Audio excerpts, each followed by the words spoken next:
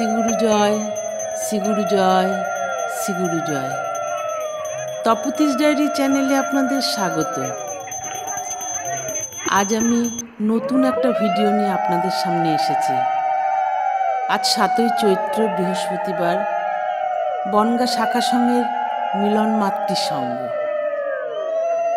এই উপলক্ষে আমরা বনগা শাখা সংঘের সমস্ত গুরুবোনরা এক জায়গায় সমবেত হয়েছি। বাংলা 1430 7ই চৈত্র বৃহস্পতিবার, ইংরাজি 21/3/2024 শুরু হচ্ছে মহামাতৃ মিলন সংঘ। এই মহামাতৃ মিলন সংঘে সকল মায়েরা আমরা একসাথে সমবেত ভাবে এখন প্রার্থনা করব।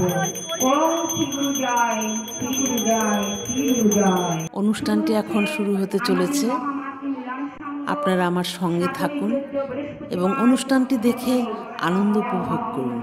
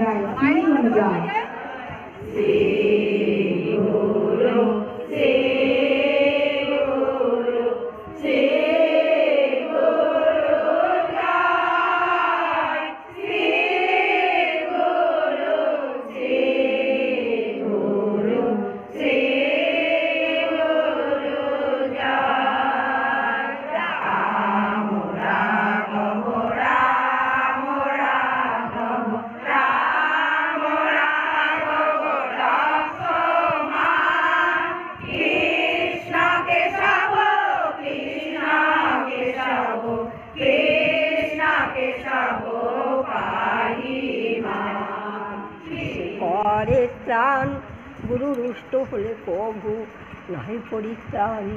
গুরুতে মনুষ্য বুদ্ধি, মন্ত্রে অক্ষর জ্ঞান, প্রতিমায় শিলা বুদ্ধি করি যে অজ্ঞান। নরকে পতিত হয়ে ডোবে সেই জন, সর্বশাস্ত্রে এই কথা করিছে কীর্তন। গুরুদেব পরম ব্রহ্ম সাক্ষাৎ বিশ্বেশ্বর, তাহার সেবাতে তুষ্ট ভোলা মহেশ্বর। তাই রাখে সজনে দেয় উমা সুত নাম, চিন্তামণি প্রাণধন ভক্ত প্রাণারাম। শিবকে অনন্ত দেব নিত্য গুরু বলে, প্রকাশে শ্রী গুরু নাম নিজ কৃপা বলে। পিতা মাতা নাম রাখে শ্রী দুর্গা প্রসন্ন, এর নামে দুর্গতি হরে ভক্ত শিষ্য ধন্য।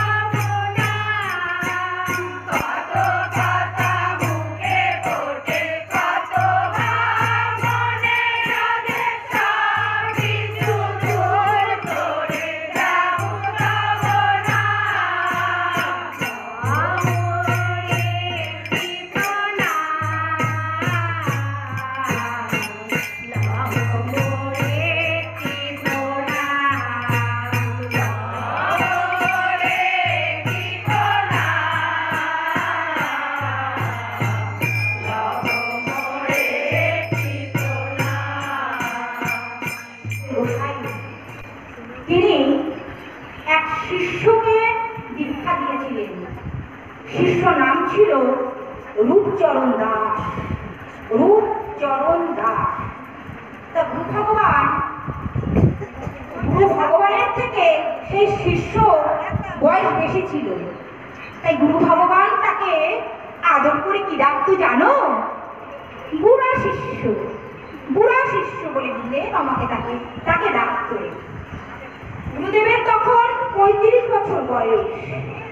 কোথা কোথা চুল, কোথা কোথা মুখে দাঁড়ি, আর দুই সাইড থেকে অল্প অল্প তার জটা সবই নিয়েছে। নবীন শিষ্য ছিল।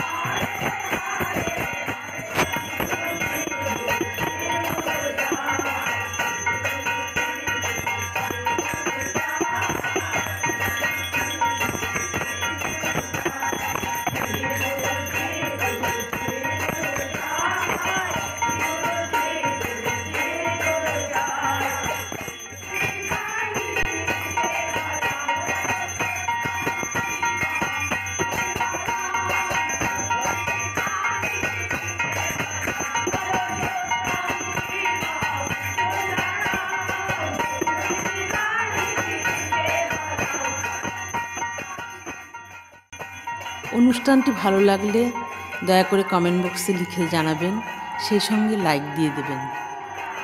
ও হ্যাঁ, যারা এখনও আমাকে সাবস্ক্রাইব করেননি তারা আমার পাশে থাকার জন্য দয়া করে সাবস্ক্রাইব করবেন। আজ এখানেই শেষ। পরবর্তী ভিডিওতে আপনাদের সাথে আবার দেখা হবে। শ্রী গুরু জয়, শ্রী গুরু জয়, শ্রী গুরু জয়।